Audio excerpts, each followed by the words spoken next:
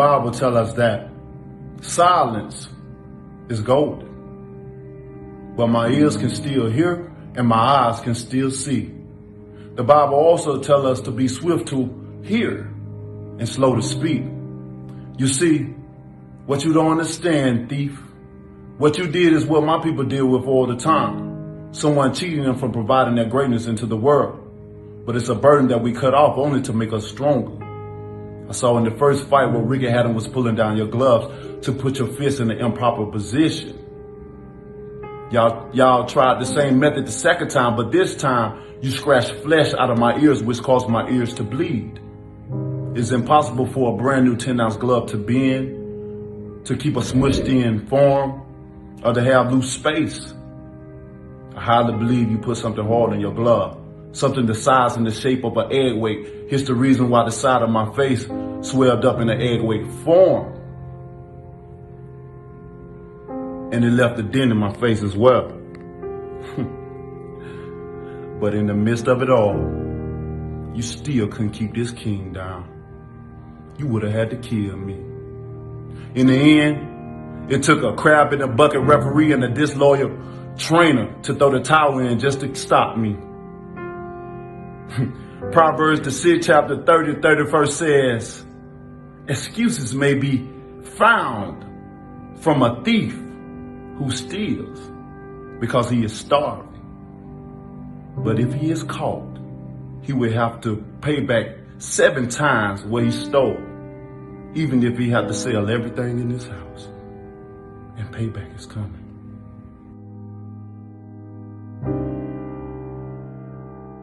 The motivation, the motivation, the motivation.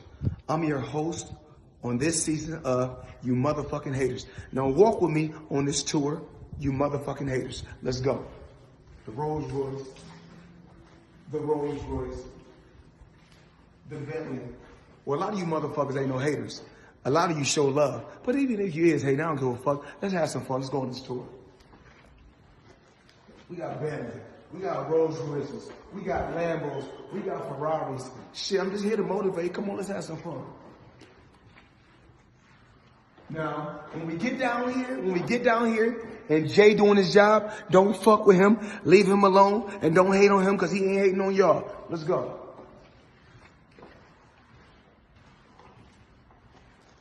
And you know what?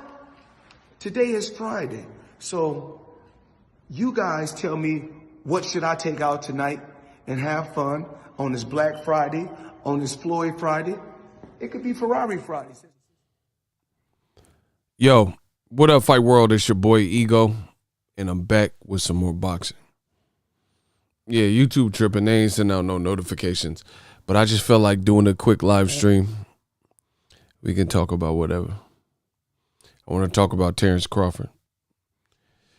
Does he stay with Top Rank? Does he go? That's what we'll be talking about. On this side, the real side. So I'm going to wait for some notifications to go out. I don't know what the hell's been good with YouTube, but Jeff, the producer, what up? Hold on, yo. What's up?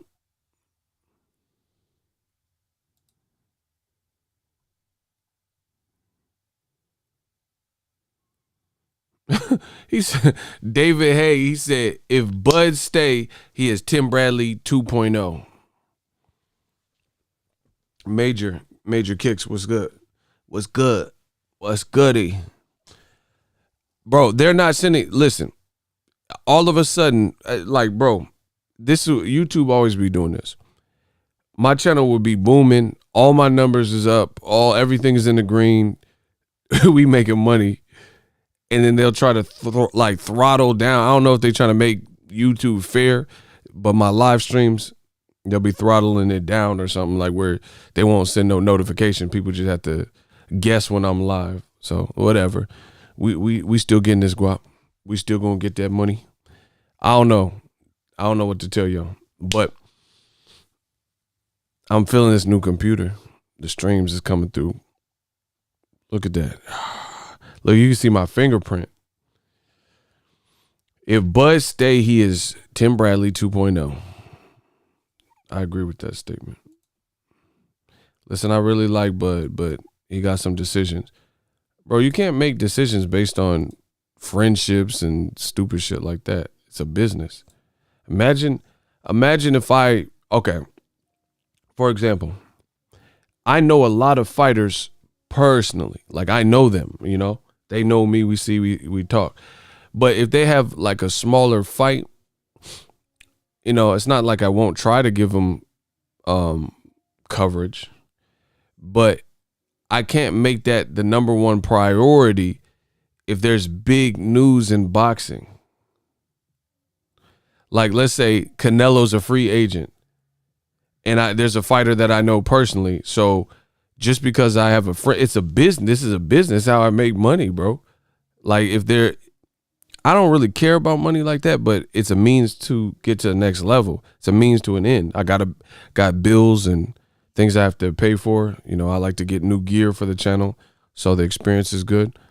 So if I can't do those things, then I can't flourish. Yeah. He said Aram got a good heart. Whatever. Y'all hella funny. Bro, the bottom line is, I know fighters personally. If Canelo becoming a free agent is the hottest news in boxing, I got to talk about it. It's that simple. Shout out to Cece. Just happened to catch you. They used to email me, send notifications when you go live. Now they don't. Bro, I don't know. They trying to hate, guys and girls. I don't know what to tell you. So catch me when you catch me. The money's still coming in. As long as YouTube and Google got my money right, I don't really care. Like, no offense. I don't know what to say. I don't know how to fix it. All I could do is put out the content. My only suggestion for you guys, if you like the content, share it, hit the like button, engage, you know, show those indicators to YouTube to give yourself the best chance of showing. Like, check back on the channel. I don't know. I don't know what else they doing, bro. So just give those indicators that you're engaged, that you mess with the content, and hopefully they get it together. But I can always tell when YouTube start doing stuff on the back end. My man said Aram got a good heart. That's hilarious. Bob Arum could come to Bud's Christmas party in blackface. Hey, y'all doing the most. Hold on. These comments are hilarious right now.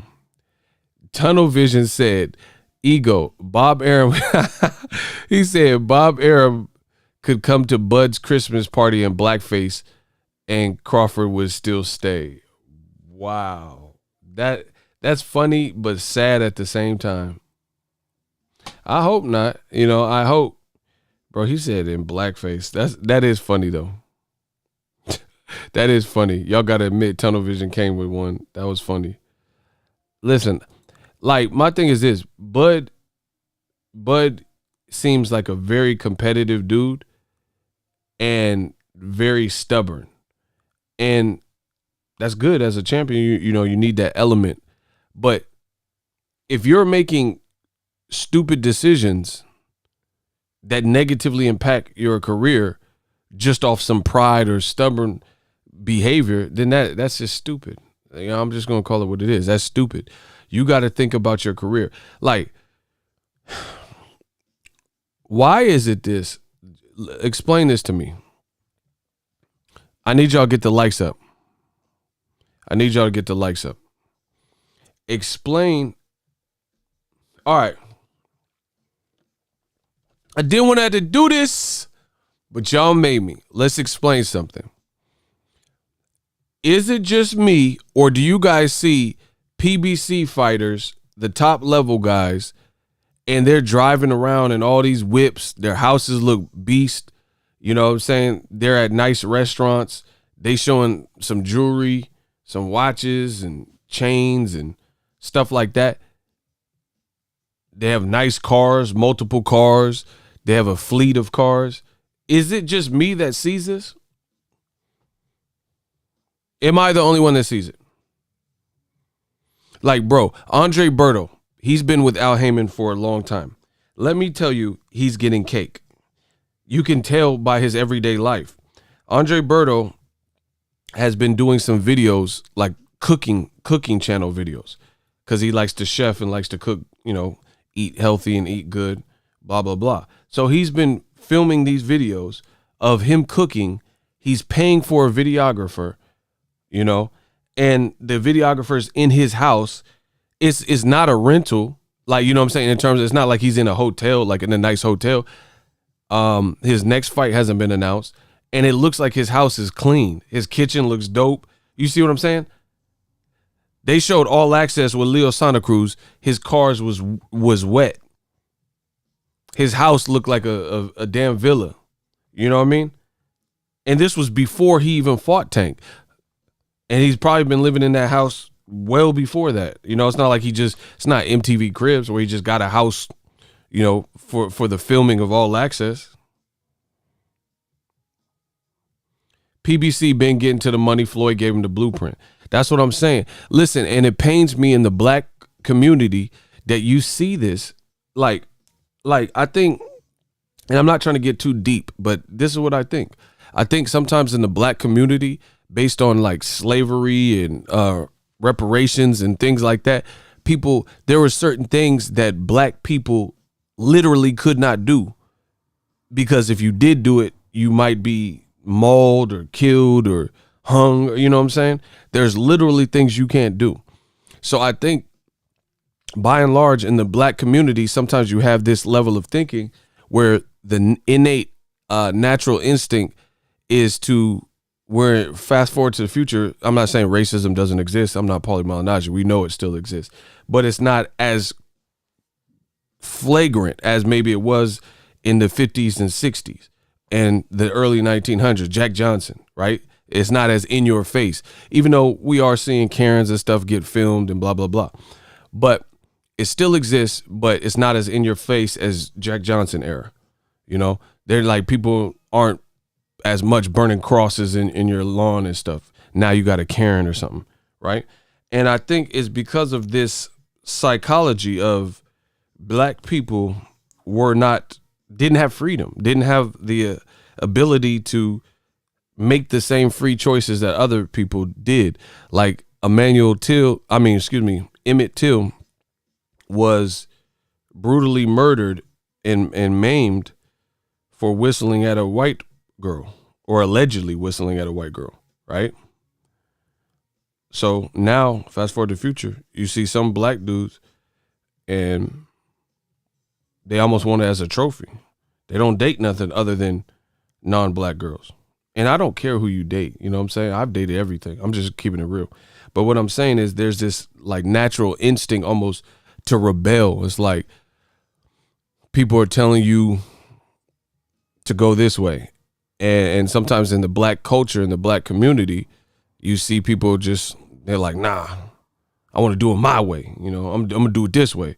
And they go against conventional wisdom, and everybody's telling you one thing. And I'm not saying you just have to listen to what other people are saying, but just listen to what they're saying and see if it makes sense.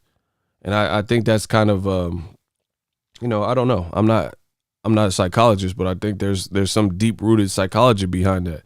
Where you see people and they want to rebel against what makes the most sense, and go against the other grain. You know, go against the grain and go the other way when they get to that fork in the road. And I think that's Bud.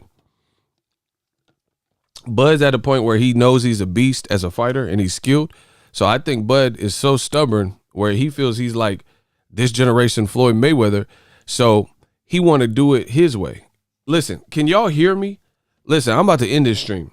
I don't know what's up with YouTube, but I got shit to do. Can y'all hear me? Because all of a sudden the chat is just, I don't see nothing. So I get weirded out when I don't see nothing. I don't know what YouTube's doing. People didn't get notifications. Can you guys hear me? If you guys can hear me, put 1, type the number 1. I got to make sure you guys are here. If not, I'm not finna talk to emptiness. If you can hear me, type the number 1. Sometimes when I get deep, people just listen, and it's weird in the form of a live stream, because it's like I'm just talking, and I'm not trying to ever get to that point. Y'all know y'all can talk. You guys do it half of the other time. Anywho, all right, people, I'm just making sure. Bro, all these people that are hitting 1, hit the like button too, bro. I don't know what's good. I feel like YouTube's hating. I don't know what they doing, but whatever. I'm going to keep going now that I know that that people is actually here and paying attention. Terence Crawford, maybe he feels like he's this generation's Floyd Mayweather. He feels no dude can uck with him and beat him. So he's almost has this. This is my honest opinion, and I love Crawford, but he almost is delusional and deluded in some of his thought processes, because that's not the way of the world. That's not the way of the world. Like, people, I've always given Crawford credit for his skillfulness and the swift ability and the sheer will to win, but he sounds delusional saying like, I'm going to get the lion's share if anybody gets the lion's share. I mean, based on what? Based on what? And listen, I'm a truth speaker and a truth seeker more so than any one fighter. If anybody takes offense to that, I'm not hard to reach. I'm not hard to find. We can have a conversation about it, but I still will feel the same thing. And I haven't heard one argument that really suggests what Crawford has done to the point where he would get to 60-40. I haven't heard one thing that would lead me to believe that makes sense. Bro, he fighting his childhood friend. I don't get what that means.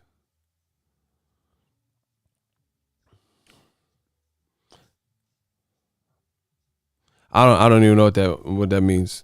Man, I got a Triple G video coming. Just stay tuned. I got some stuff coming. So anyway, I'm not denigrating Crawford's ability and skill. This is not even a fight prediction. He might be able to beat Errol Spence. Errol Spence might not even be the same fighter. We don't know. We got to see the Danny Garcia fight. But from the business perspective, what he's saying sounds delusional. It's that simple. It's that simple. What he's saying to me sounds delusional. There's no argument that I have heard that justifies Crawford.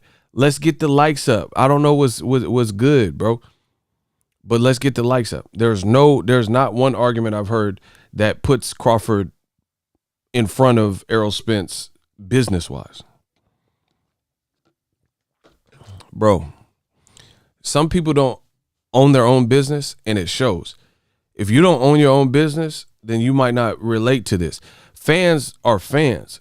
Look at the root word to the word fanatic or fanatical. It's fan. I'm not no motherfucking fan. Like, bro, I'm not saying I'm not a fan of boxing. I'm not a fan. I get paid to talk boxing. Every day I get paid to talk boxing.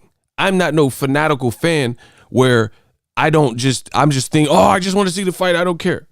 I'm looking at boxing for what it is and what it's worth. You see what I'm saying? I'm not no fan. The only people that I've seen say it are fans. Like, just people who they don't care if it makes sense. They don't care how it happens. They just want to see it. But that's not how boxing works, or any other sport for that matter. You know what I'm saying?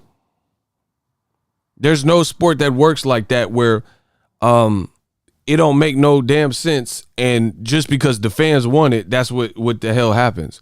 You know what I'm saying? Even WWE, which is scripted, in the WWE, just because you want Hollywood Hogan to team up with Sting, that don't mean that's what was in the script for that moment, just because you want to see it as a fan. You know what I'm saying? So you got to be realistic. You got to be realistic. Crawford is losing leverage rapidly. Rapidly. You're a bum like Wilder. That's fine. Block him.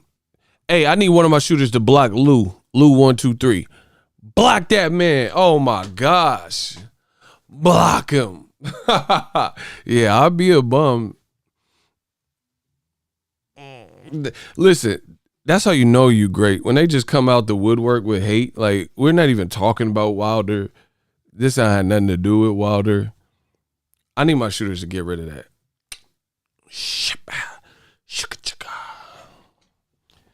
Bro, they just come out the woodwork. You're a bum like Wilder. Okay, where did that come from? I don't think I said one word about Wilder in this whole stream. I mean, I could be wrong, but I don't recall it.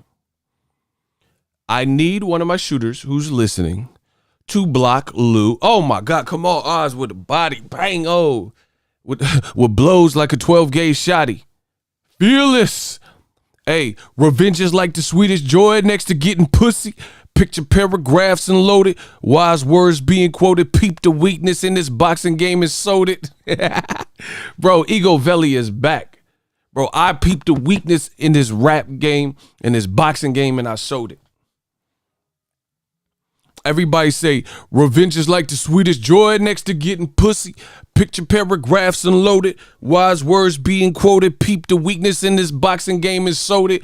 Bow down. They better bow down now. I'm the ruler. I'm the imperial. I'm the ultimate. I'm the supreme. There's nobody like me.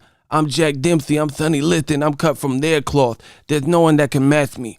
My style is impetuous, my defense is impregnable. I'm just ferocious, I want his heart, I want to eat his kids. Praise be Allah. I do this. But y'all know, as the saying goes, from the great Ego, when they hate, donate. Block Mr. Lister. I do what I want. Block him too. He said back to boxing. You can't even spell back. So we gonna send you to the back. Rosa Parks. Back. Oh my gosh. Get Mr. Lister out here. Who else? This is my show. This is my show. Oh my God. Bro, we only got one shooter and he clapping everything. Bap, bap, bap, bap. When they hate, donate. Cash App on the screen. $ Boxing Ego. The Zelles on the screen. The PayPal's on the screen. Smash the like button. He said American Sniper. Yeah. Yeah, we on that Bradley Cooper. So anyway, Crawford. He's a likable guy, great fighter, but where on earth do you see A side?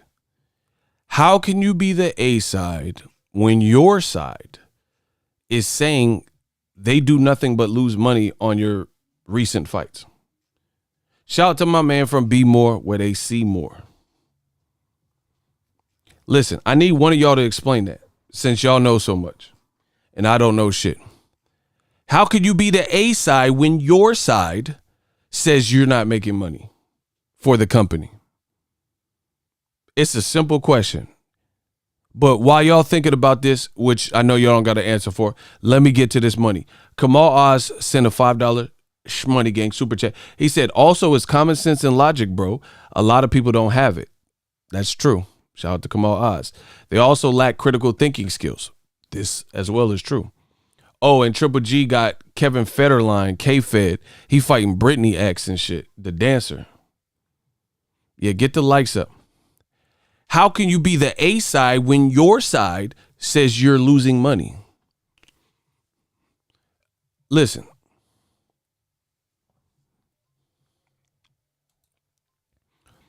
Ego, when you fed nothing but lies, you start to believe your own bullshit. Well, then get the yes men out your team. I don't know what to tell you. I'm here to be the reality check for boxing. Crawford, I will never disrespect the Crawford as a person, as a fighter.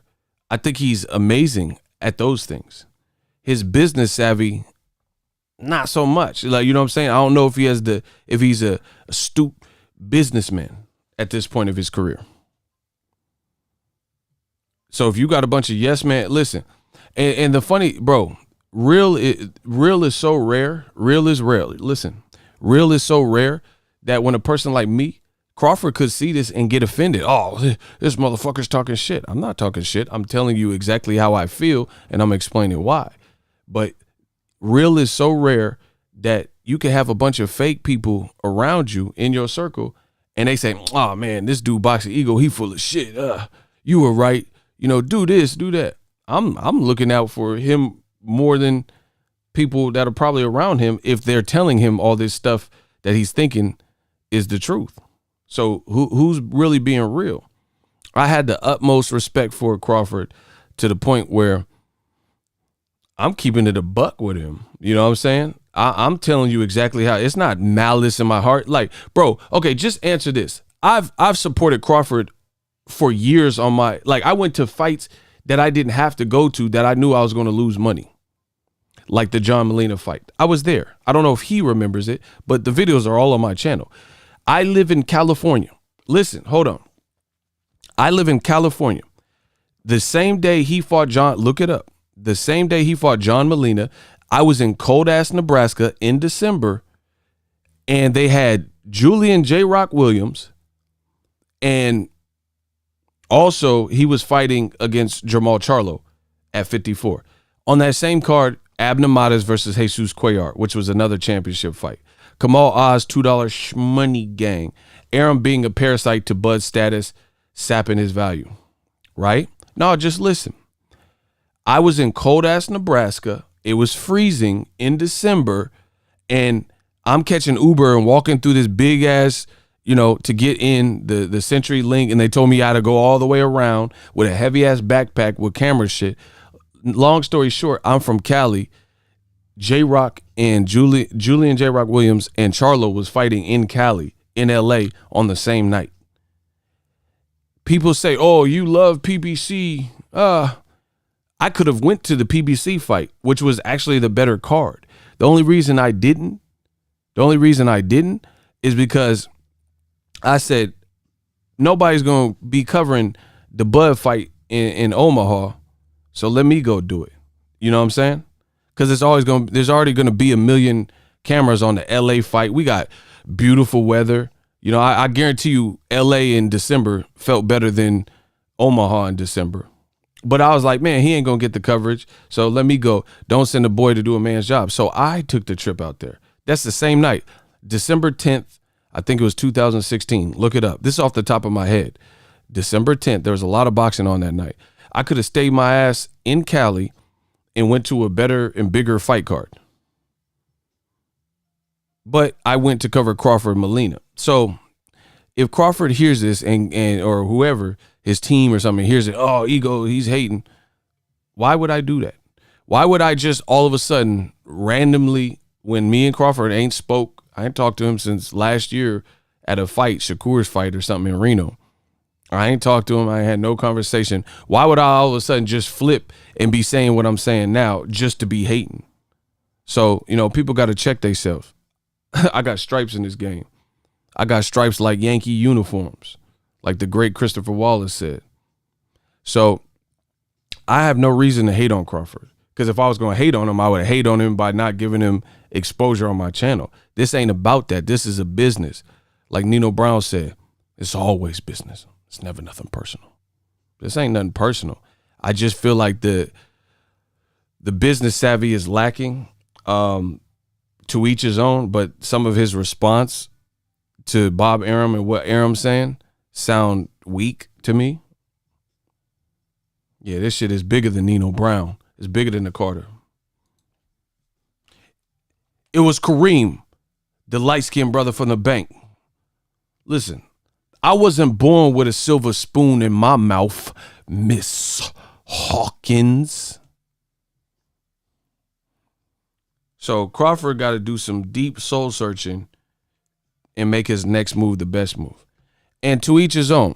But my thing is this. Every fighter of maximum note was with Top Rank and ultimately outgrew the situation. Right?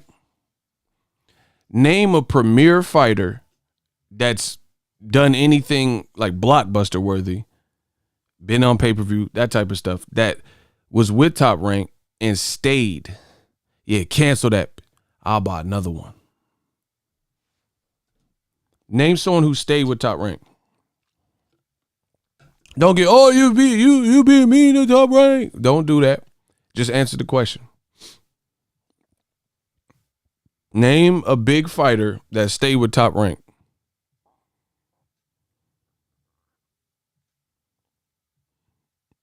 Oh, y'all ain't going. Now the cat got your tongue? Okay. Cat got your tongue? Okay. So history shows you that for one reason or another, we'll say, Loma ain't no big fighter. This motherfucker, bro. See, I'm glad you said that. Mark J, that shit trash. Loma ain't no big fighter. Listen, I gotta get, oh my gosh, get Mark J out of here. Spray Mark J. Bow. Oh my gosh. I said a pay-per-view fighter. Loma ain't never been on pay-per-view in his life. Get him out of here. I'm done talking. No, you out of here. I said a pay-per-view blockbuster. Loma ain't never fought on pay-per-view. His biggest fight was against Teofimo. He got his ass kicked. And it wasn't on pay-per-view. It was on regular ESPN and ESPN Plus. Get him out of here. Y'all, listen, don't be answering the question just to be answering it. You better know what you talking about. Loma ain't never been on pay-per-view, and he's not as big as old media tries to make him out to be. Yeah.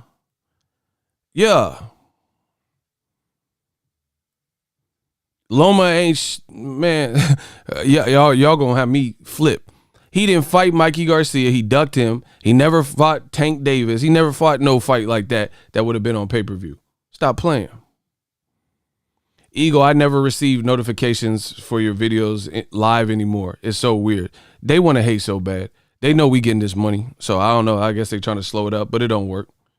My paycheck crazy this month. So I don't know. I don't know what to tell y'all. But the money keep coming in. That's all I know. So, yeah, bro. I don't know. Whatever. Let's get it. Loma ain't no huge star like that. He ain't never even been on pay-per-view. Try again. We gonna block everybody till we get this right. Listen, don't be trying to prove me wrong just to be proving me wrong. You better know what you talk about, because I do. You might not, but I do. Yeah. You better make sure you get your facts straight, because I know what I'm talking about.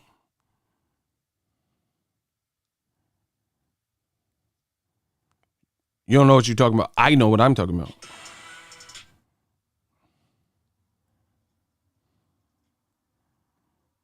Smash the like button. Didn't you choose the zone with Dan's? Because Al Heyman and PBC offered me something bigger, and you know I gotta do what's best for me and my family, so I choose them. Plus they have the heavyweights that I like, that I want to fight. This is Andy Ruiz. But either way, we're still gonna be doing business together. Salud, everybody that supports me in my career. This is Andy Ruiz. Big things happening this year. I know I've been in a long layoff, but so happy that I'm at a top rank in Bob Arum. Screwing fighters there. Not paying you what you deserve. Thanks, bro.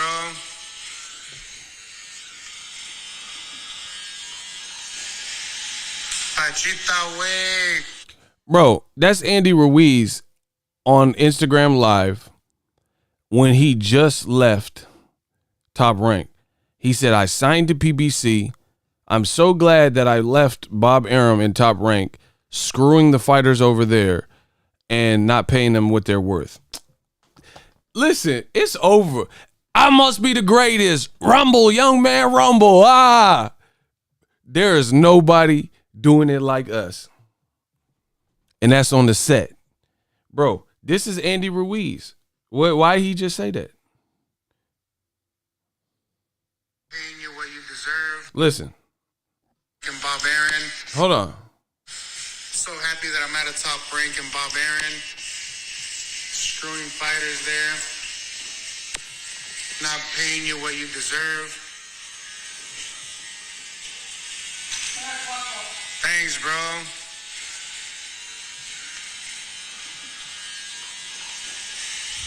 Pachita way. Thanks, bro. The gotta train hard and knock them motherfuckers out. What's up, Steven Quesada? Thank you. I can't wait either for my next fight. It's been already 7 months since my last fight, July 7th. July 7th against Kevin Johnson. That was my last fight. Bro, that's Andy Ruiz. He was on ice. He said he had no work. I think he said he was homeless or near eviction or some shit. And he just said that. He said, Top Rank Bob Arum, I'm so glad to be out of that place, not paying fighters what they worth, yada, yada, yada. That's his word, bro. So Terence Crawford could do whatever the fuck he want. But I ask you, he's a grown man. He can make whatever decision he want. Why do fighters always get to this point where they keep saying this? Like, you know what I'm saying? Like, I was with Top Rank, and then like Floyd. I got a video of Floyd. I was literally next to Floyd, pretty close to him. He said, after I got away from Top Rank, I bought myself out of my contract for $750,000. And in 3 fights after I left Top Rank, in 3 fights, I made $750 million. I'm a young, hungry lion. That's what Floyd said. So what gives? You could keep doing, bro. Fighters are stupid as a motherfucker. You sound like Floyd. I am Floyd, motherfucker. I'm rich, motherfucker. Like I said before, I am Floyd. I'm TB Ego. I was with Top Rank. I had they put me on the back burner. I bought myself out of my contract for $750,000, and in 3 fights, I made $750,000. Block Lance Meyer. Get this hating motherfucker out of here. I don't care. I don't like you. Get him out of here. Bro, when they hate, donate. Get him out of here. Fuck is you talking about? Get Lance out of here. Lance Armstrong. I'm strong. Bars, listen. I said get Lance out of here. Armstrong. I'm strong. Cycle through that. Oh my God. I said Lance Armstrong. Cycle through that. I'm strong. Armstrong. Bars. Get these hating motherfuckers out of here. Don't want them. Don't need them. Don't watch me. Like I said before, I was with Top Rank. I bought my contract for $750,000, and for the next 3 fights, I made $750 million. Bro, I said get Lance out of here. Armstrong, I'm strong. Cycle through that. Lance Armstrong, cycle Armstrong. Bro, I'm on it. They not fucking with me. Just know that. Bars. The kid with the golden voice, the kid with the bars. I said Lance Armstrong, cycle through that. I'm strong. I said I'm strong like Henry. Armstrong like Henry. Oh my gosh.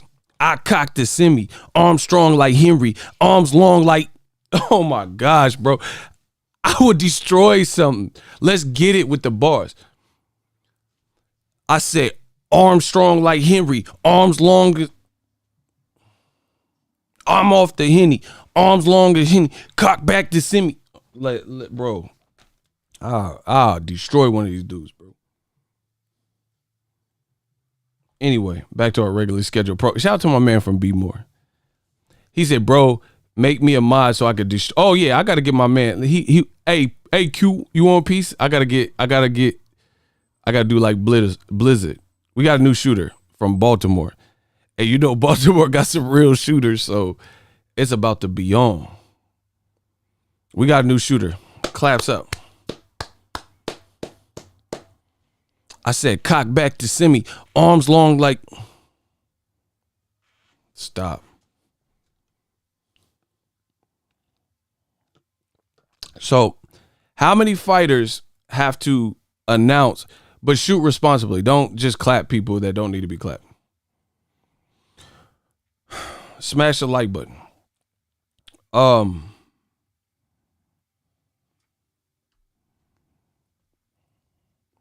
How many fighters have to keep leaving at a certain point for you to explore it? You see what I'm saying? Bro, Floyd said what he said. I just played Andy Ruiz. Pacquiao left. That motherfucker Pacquiao, he left. And he started getting, like, bro, when Pacquiao left and went to PBC, his fights got better, at least to me. I said when Pacquiao left and went to PBC, his fights got better, especially to me. We're going to run this shit like ABCs. When Pacquiao left, he went to PBC. I spit poison. That's that BBD.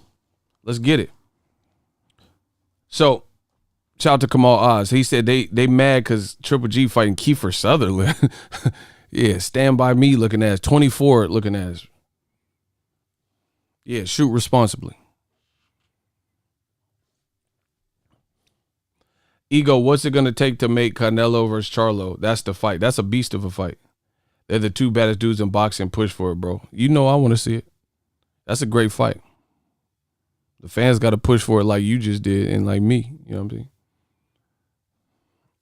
Bro, how many motherfucking fighters have to leave Top Rank at a certain point complaining about similar things for other fighters to say and realize like, man, I may get to this point in my career.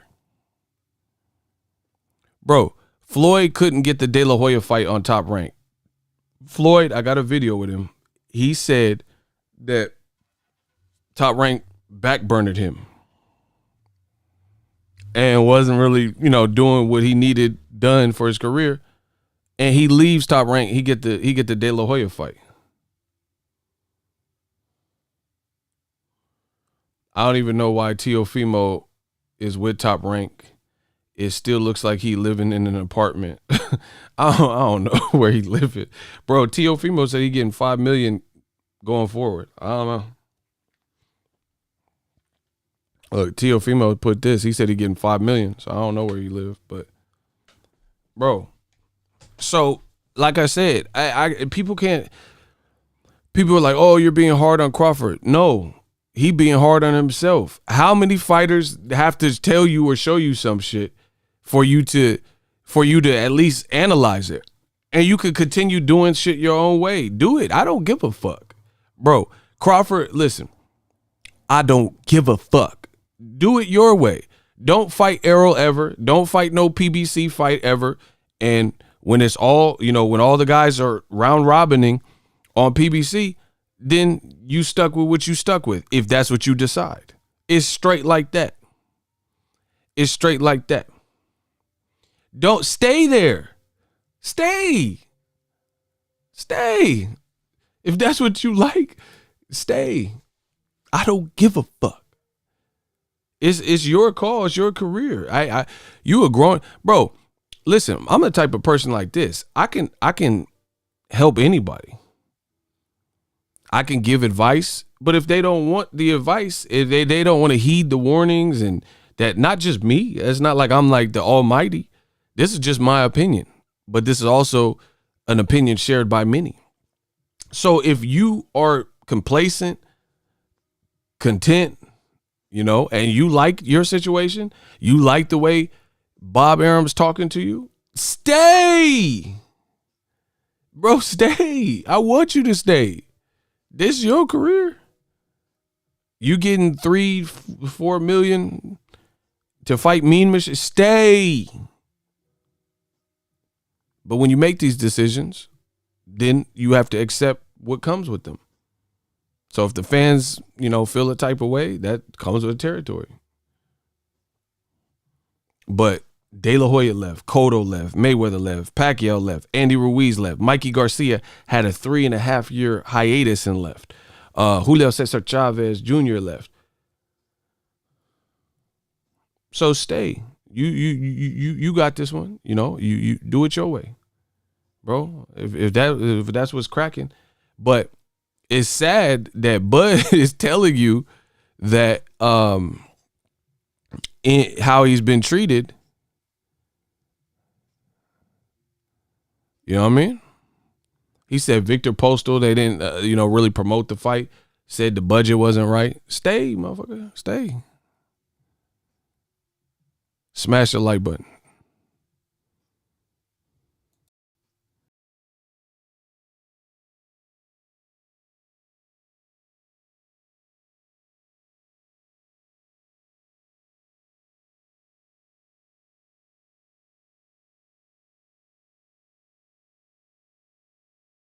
It's persons that I feel, you know what I mean, to the core. And for him to go out and say some foolish like that, it kind of, you know what I mean, made me just look at him a whole totally different way. You know what I mean? And this is Terence Crawford. This is Terence Crawford talking about it. This how I normally know, you know, how a fight is being promoted. You know what I mean? Lomachenko was fighting on ESPN. I was fighting on pay-per-view. He got way more, you know what I mean, promotion than I did, and I was the one fighting on pay-per-view. I went to Bob now, and I kept asking. I still got text messages in my phone with me getting at Brad Jacobs. Like, damn, man, what the, like, when y'all gonna start promoting the fight? When y'all gonna start, you know what I mean? And he well, it's a hold up, you know what I mean? They had Lomachenko on the PlayStation.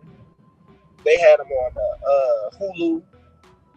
They had him on the on something else on TV with the apps. So I'm like, damn. Right. I go to my Hulu and they got Lomachenko, you know what I mean, in his fight. You know what I mean? But they ain't saying nothing about me, and I'm fighting a week later. On paper. You know what I mean? Like, so, yeah. No. So That was Terence Crawford. He said me and Lomachenko fought a week apart, and they had Lomachenko plastered everywhere on Hulu, on PlayStation Network, everywhere. And my fight was a week later, and they wasn't promoting it. Then he says recently with the Kell Brook fight, they didn't promote it. You know, they didn't have the prices and the cost figured out, or the Amir Khan fight, one of those two. He said they didn't have the cost mapped out. They didn't know if it was going to be on regular ESPN. I mean, bro, you've been going through the same shit. Bro, in this interview, he said 3 different fights where this all happened. Postal, Khan, and we know it happened with Kell Brook. So stay. Do whatever's right for you. Shout out to Simon from England. He said, respect to the channel, Ego, best regards from England. Shout out to my people in the UK. Bro, whatever. Another thing I noticed about Top Rank is momentum killers. No, peep this out. Top Rank, they have their own style. Listen, to each his own. You know, to each his own. But Top Rank has a certain style of doing things, and to me, it kills the momentum. Watch, listen, study why I would be mad. Just listen. Tell me if this makes sense.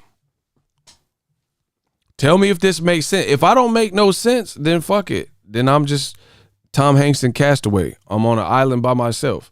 But tell me after I say it, if what I'm saying makes sense. That's all I'm asking for. Tell me if this makes sense.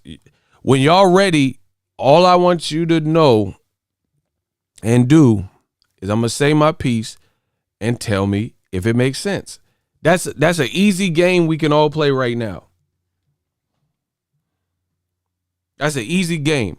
If y'all ready to play the game, can I get a hell yeah in the comment section? You don't have to do nothing extra. Just listen to what I'm saying. Let me get these thoughts out and tell me if it makes sense. Tell me if you can understand the logic in what I'm saying. And if you want to play the game, how it's supposed to be played with Ego Veli, Ego Stradamus, can I get a hell yeah? And tell me if it makes sense. That's the game we playing. Tell me if it makes sense. That's it. No more, no less. I don't have to lie. I'm going to give you accurate information. And you tell me after hearing it if it makes sense. Okay. I am of the belief that Top Rank has a certain way of doing things. To each his own. If it works for them, whatever. But they do things in a certain way, and it's almost like momentum killers. What I mean is they will have fighters who have this momentous occasion, momentum building performance, but then you look at what their next move is immediately after, and destroys all the momentum, because the follow-up move is nowhere near the realm or better than the move where they had the momentum. So you have to understand, like, I'm gonna take it to the YouTube level, because I know that. YouTube, if your channel, like my channel is cooking, so I got to keep up a cool pace, put out more videos. We cooking. My paycheck is crazy. The views are crazy. The engagement is crazy. The audience retention is crazy. So I'm going to keep up putting out more videos. But let's say last year in March, let's say my channel is a slow month.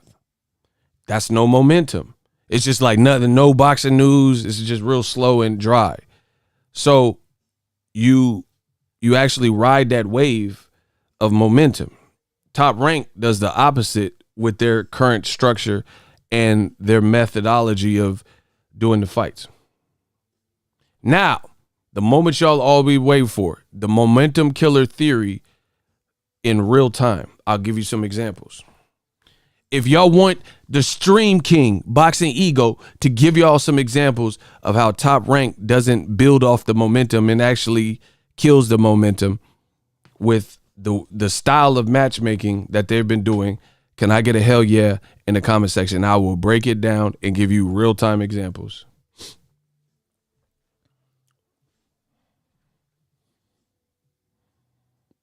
Say when. And the game, remember, the game we're playing is tell me if it makes sense. So I'm going to give you examples, and there'll be factual examples, and tell me if the theory that I have makes sense. All right, Shakur Stevenson. He had a fight in Reno against Joet Gonzalez. Pretty decent build up with the family drama and all that. Shakur looked great. He won a title in that fight. His next fight, he gave up the title and moved up in weight. So he just became a champion. No title defenses. Out the window. Now he's in a new division.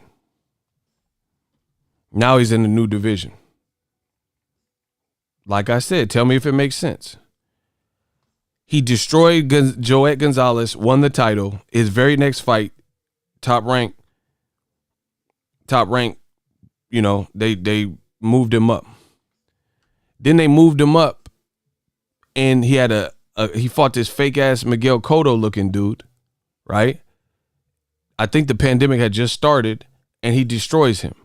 So you didn't get none of the real quality fights at 126. Then you finally have like a decent build up with Joet Gonzalez, win the title, and then you got to move up your very next fight. And then you moved up, and he fought a guy named Felix Caraballo, right?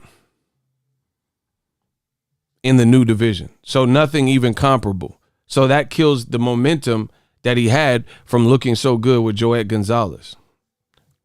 Now his next fight is this dude, this 50 Tyson dude. So Toka Khan Clary, he fighting 50 Tyson.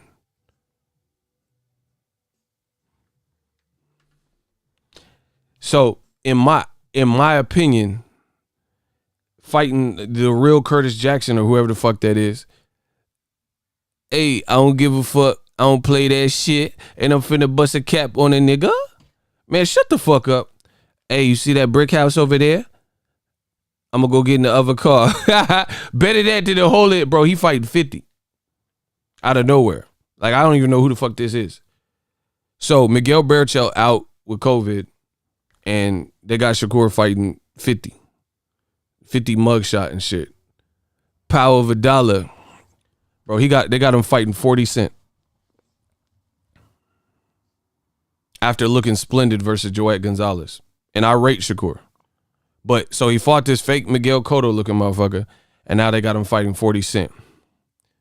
Shell hit my tongue, I ain't wait for Doc to get it out.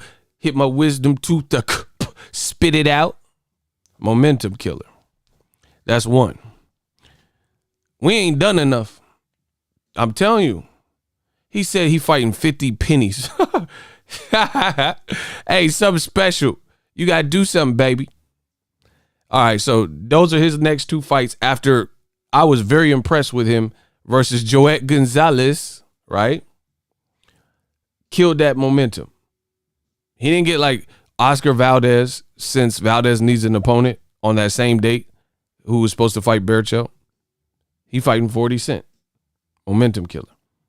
And Shakur's good enough to fight anybody top level, including Oscar Valdez or Berchelt. All right, so that's one. Teofimo Lopez. Teofimo Lopez just beat Lomachenko, and now they're talking about him fighting George Kambosos in Australia. So you have this American star from Florida/Brooklyn who just beat a guy that y'all boosted up crazy and then making Lomachenko sound like he was Superman. And you got this American star, and his next fight is probably going to be in Australia versus George Kambosos, who just fought Lee Selby, a career featherweight, and Lee Selby arguably should have beat George Kambosos if you watch the fight. What does that do? So you go from Lomachenko to a guy off of kind of a shaky performance versus Lee Selby. And Lee Selby moved up in all these weight classes because he was at a smaller weight class. That's another example. Momentum killer. You see what I'm saying? And I could do this. Tyson Fury. I could do this all day. We ain't done enough. Get the lights up. Tyson Fury, he fought against Wilder. Then Top Rank and ESPN got involved with Tyson Fury's career. They put him in with Tom Schwartz. Tom Schwarzenegger. What are you doing? Bro, they put him in with Tom Schwarzenegger off of the Wilder performance. So you didn't have nothing to do with Wilder Fury 1, got it. But then you got involved with his career. You could have put him in with Bryant Jennings, Gerald Big Baby Miller, Oscar Rivas. But Top Rank and ESPN put Tyson Fury off of the Wilder performance with Tom Schwarzenegger. And then they put him in with Otto Vailin. And he didn't even look good in that fight. Momentum killer. All the momentum from Wilder Fury. Everyone's giving Fury, before Glovegate, everyone was giving Fury all this prop. And then you put him in there with Tom Schwarzenegger. And he's claiming he whooped Wilder's ass 10 rounds to 2. So he whooped Wilder so bad, he needs a tune-up style fight. Looking shaky, baby. What's that, 3 examples? That's 3? Is that 3? Bro, and you could go down the list of big, meaningful wins and look at what they do next. Look what they do next. Lomachenko beat Gary Russell Jr. on a PBC card. Listen, I could keep going. This is the Top Ranked business model. Lomachenko beat Gary Russell Jr. At that point of his career, that was impressive. You know, that's probably Lomachenko's best win. You know? This is who he fought next. This dude with this fucking Power Ranger belt. It's Morphin time. See, oh yeah. Bro, this man got a Power Ranger belt. Who the fuck is that? This is directly after the Gary Russell. He fought this dude with the Power Ranger belt. He got Tommy Green belt and shit. It's Morphin time. A seat. Oh yeah. Morphin time. Bro, who the fuck is that? Lomachenko just fought Gary Russell, and he comes back to fight Surya Tatahukan Hadouken from Thailand. That's how they followed up that win. You see what I'm saying? Bro, it's just killing the momentum that the fighter has. Meanwhile, you look at PBC, Andy Ruiz, He fought Dimitrenko as an introductory fight. His next fight was Joshua. 2 Joshua fights. Meanwhile, PBC, you see Errol Spence, he beat Kell Brook, and it's been full steam ahead. Lamont Peterson, then he fought a mandatory Ocampo, and then Mikey Garcia, then Sean Porter, and then post-accident, he's still fighting Danny Garcia, which is a great fight for that division, right? Look at Jermell Charlo. Charlo lost his belt, and then his very next fight was supposed to be Harrison again, but Harrison pulled out, so he fought another ranked guy, Jorge Cota, a southpaw, and then he got back to the Harrison fight. And then off of the Harrison fight, he fought Jason Rosario, who was super dangerous because, so let me get this straight. Just look at it. Look at the difference. J-Rock built his way back up, then got a shot at Hurd. Off of looking spectacular versus Jared Hurd, right? Off of looking spectacular versus Jared Hurd, his next fight was Rosario, which he lost at home. Then they took the momentum that Rosario had and put him in there with Jermell Charlo.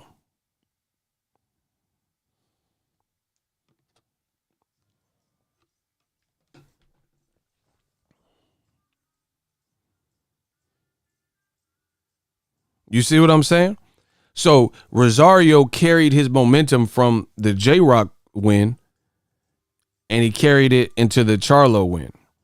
Meanwhile, Lomachenko did a thing, beat Gary Russell, and his next opponent was some unheard of Surya Tatahukin. This guy. I'm telling you, this archaic way of matchmaking, it's not it. Might have worked back in the day, but I don't see it working right now. I don't see it being the thing. Sean Porter fought you guys. Tough fight. Then he fought Errol Spence. So, Top Rank is like is killing the momentum of fighters off of strong performances. You see what I'm saying?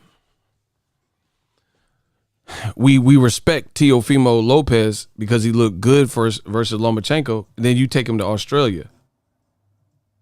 Stop roasting my cousin. Block this motherfucker, bro. Block Tinted Down. I don't give a fuck what you talking about. I don't even know I don't know what you're talking about. Get rid of him. Get Tinted Down out of here. I don't know who you are or what you talking about.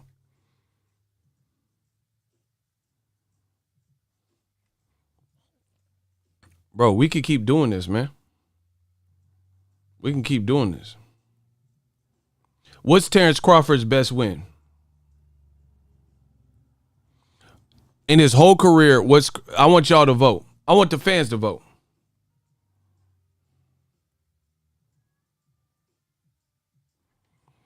What is Terence Crawford's best win? Okay, I'm not going to use Brook because he just fought him and we don't know what's next. Okay, my man Joel said Gamboa. All right. Terence Crawford, after he fought Gamboa, June 28, 2014, his next fight was Ray Beltran, who had a record of 29-6-1. You see what I'm saying?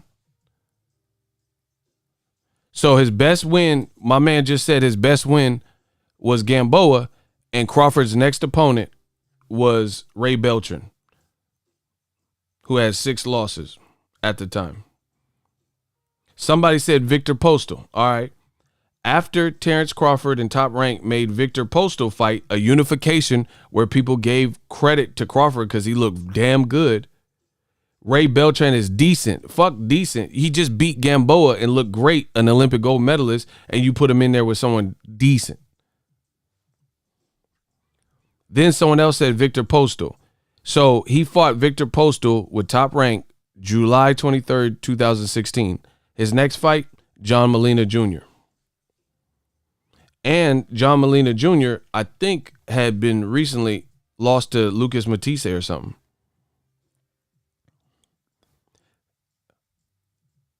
Oh, he had just beaten Ruslan, Provodnikov, Jorge Romero, and then he had lost 3 fights in a row. Matisse, Soto, and Broner. You see what I'm saying? is killing the momentum. You fight Postal, and then your next fight John Molina. You beat Gamboa, and then your next fight is Ray Beltran. You beat Lomachenko, and Teofimo's next fight is out of the country in Australia against an unknown Australian name. Shakur gets a title versus Joet Gonzalez. Then he drops the title and then fights some guy that looks like a watered down Cotto. You see what I'm saying? And it's this like constant tug of war and whatnot. It's hard to make a star like that. So, Bud can do whatever he wants. I'm just telling you. I said, correct me if I'm wrong. I ain't heard nobody really come out. Bro, but like Errol Spence is gaining traction because he'll have one good name and then he'll have another good name in a short space of time. Hey, okay, here's an example. Name the 3 best names on Crawford's total resume. And I guarantee you none of them were consecutive. None of them were like right next to each other. I promise you that. Who are the 3 best names? And I guarantee you whoever you guys say, if you're being realistic, none of the best names were back-to-back fights. Brooke, Gamboa, and Postal. Exactly. So that sounds about fair. Gamboa, Diaz, and Postal. None of those fights were next to each other. You know what I'm saying? He didn't fight Gamboa and then his next fight was Postal and then it was Brooke. You see what I'm saying? So it's you don't have no momentum. Gamboa, Postal, and Brooke. Okay, so Gamboa, that's why I'm saying like he can't be the A side because you don't have momentum like that. Watch. Gamboa was in the summer of 2014. Postal was 2 years later in the summer of 2016. And Kell Brook was in 2020. So that's 4 years. Bro, listen to what I just said. Y'all just said the best names were, most of y'all said like Gamboa, Postal, Brook. Somebody even said Felix Diaz. So Gamboa was in summer 2014, June 2014. The Postal fight was 2 years later in July of 2016. And then Kell Brook was 4 years later in November 14th of this year. Block meth. He on meth. Bro, get the dude on meth. He let you know with the first 4 letters or so of his name. He said he on meth. Get him out of here. Get this meth head out of here. Get him out of here. That motherfucker picking scabs. Man, I hate this channel, man. That motherfucker picking scabs. Get the meth head out of here, bro. Motherfucker. I hate you, Boxer Ego. Yeah, I heard. Yeah, get the meth head out of here. Send him back to wherever the fuck trailer or wherever he came from. Bro, yeah, get Breaking Bad the fuck up out of here. Yeah, he Breaking Bad and now he big mad. Yeah. Okay, now using my same argument, I guarantee you Jermell Charlo, his best wins ain't spaced out like over every 2-4 years and shit. Look, y'all can't fuck with me. Huh? Okay. Jermell Charlo got 35 fights. So this is Jermell Charlo. Listen, this is Jermell Charlo. Nah, y'all can't fuck with me. Y'all know it. I know it. You know it. Don't even try. This is Jermell Charlo's last 4 fights. This is the last 4 fights.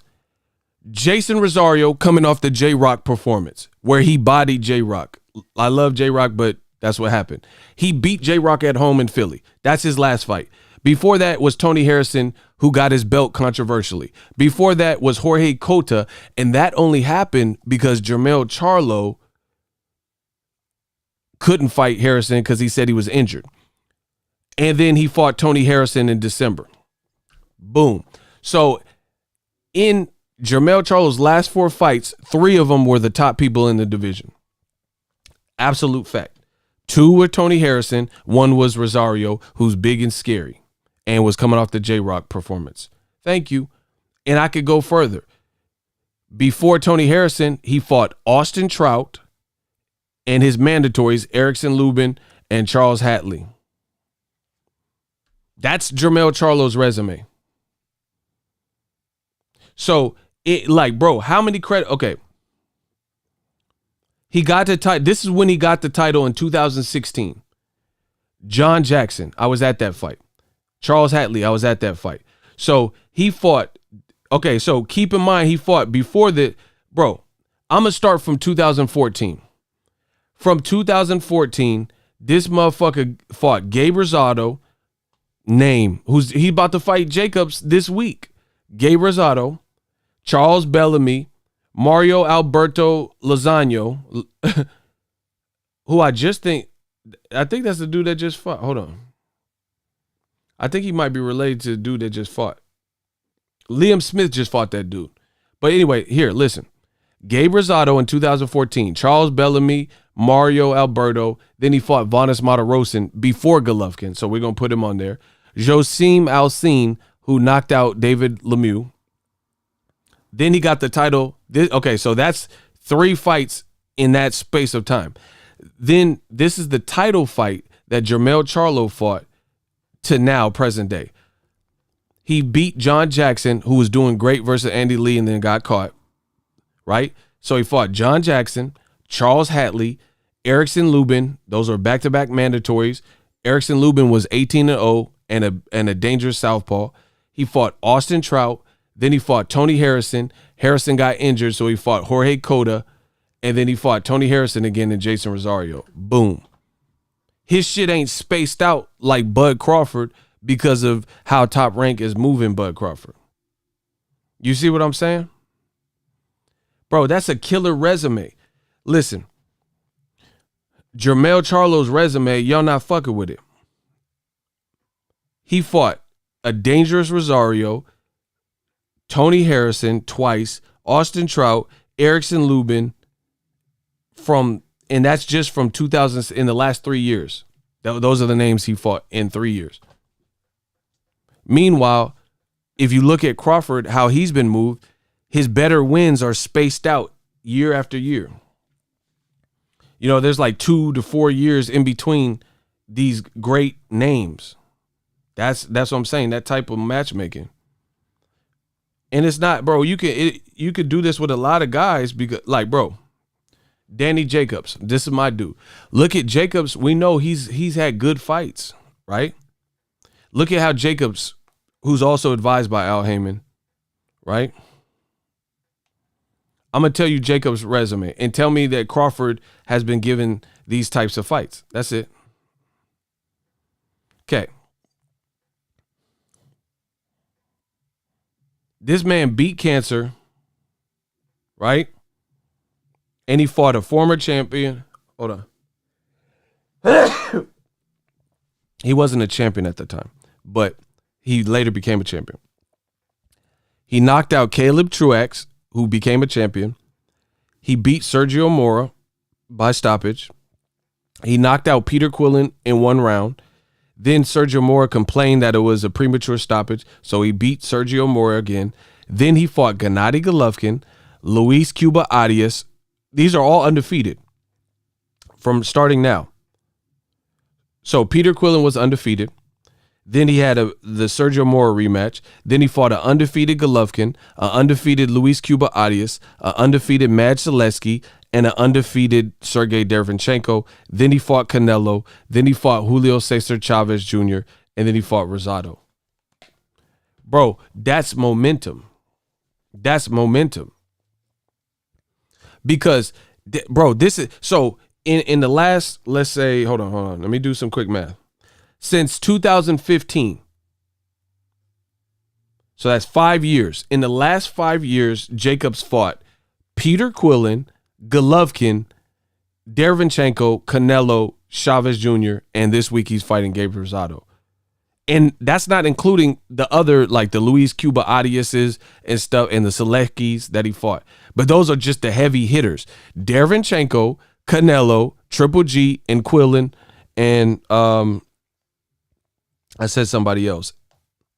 And somebody else. And that's not including Caleb Truax, Sergio Mora, Luis Cuba Adias, Chavez Jr. Bro, that's a beastie resume.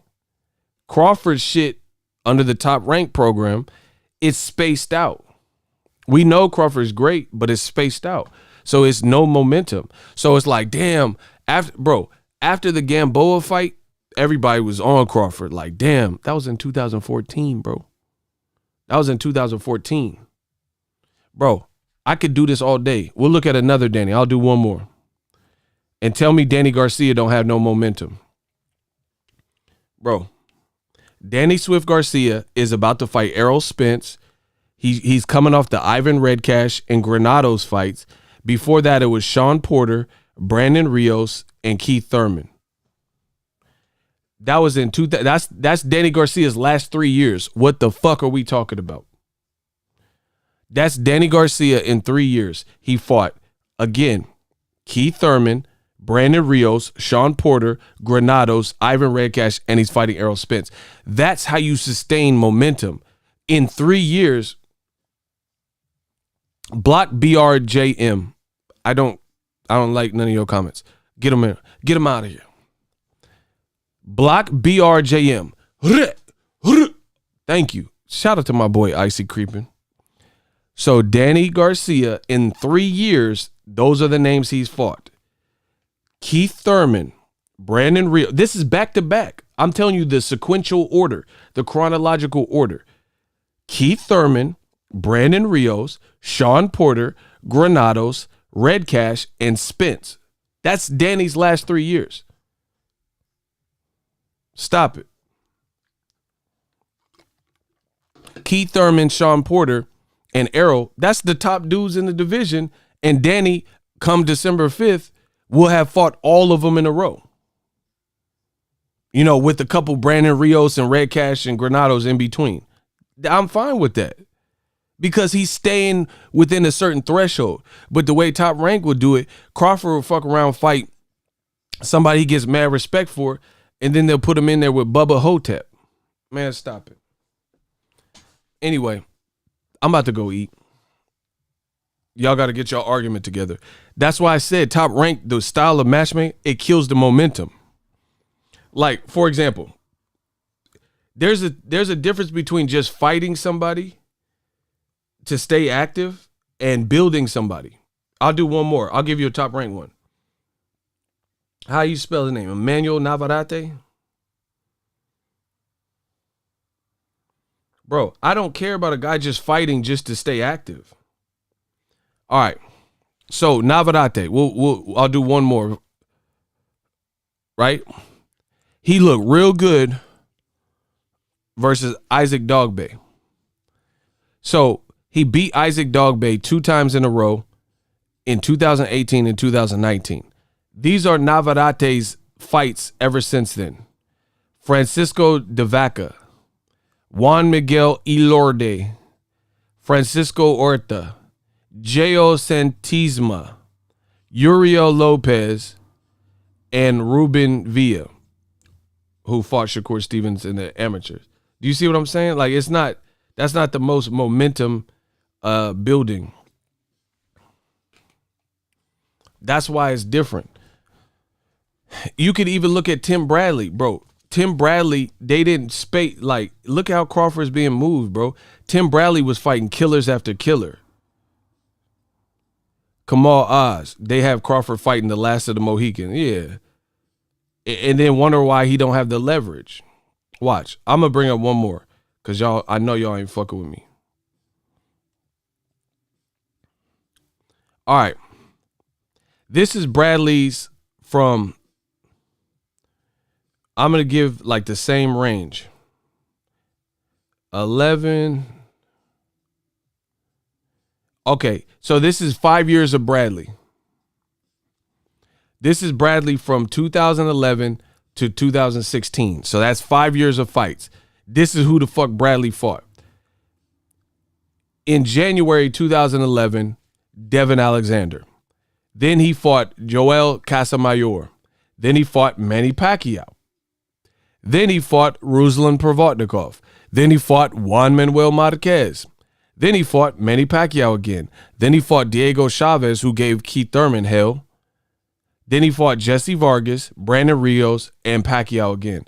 Bro, look at that's momentum because he has Pacquiao 3 times. In between that, Ruslan Provodnikov, Marquez, Jesse Vargas at that time, right?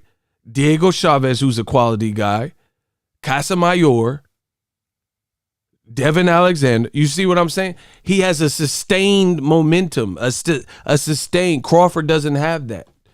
Crawford doesn't have a sustained level of echelon of competition, and it's everyone can see it. Bradley was fighting killers. Once again, he fought Devin Alexander, and before that, he fought Lamont Peterson and Abregu, and Nate Campbell, and Kendall Holt, and Edner Cherry, and Junior Witter, and Miguel Vasquez, who fought Canelo twice. Come on, bro. That's that. Like, bro, look at Bradley's resume. That's his old shit. Bro, Miguel Vasquez fought Canelo, and he's tricky. He's like a tricky boxer. So Miguel Vasquez, Junior Witter, Edner Cherry, Kendall Holt, Nate Campbell, cracks, both of them. Lamont Peterson, Abregu, Devin Alexander, Casamayor, Pacquiao, Provodnikov, Marquez, Pacquiao, Chavez, Jesse Vargas, Brandon Rios, Pacquiao. Man, stop. Crawford, the way they got him, he fighting a dope name in whatever division, and then it's 2 years of shit that we know Crawford is finna destroy. The match, man, you can't, and that's what happens when I guess you have less people. Bro, Keith Thurman been inactive and still been fighting tougher outs.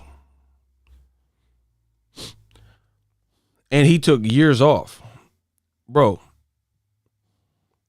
Keith Thurman fought since 2015, Robert Guerrero, Luis Collazo, Sean Porter, Danny Garcia, Jose Cito Lopez, and Pacquiao. Come on, bro. Come on, bro. Danny, Sean, Pacquiao. That trumps anything that Crawford's done at welterweight. Stop.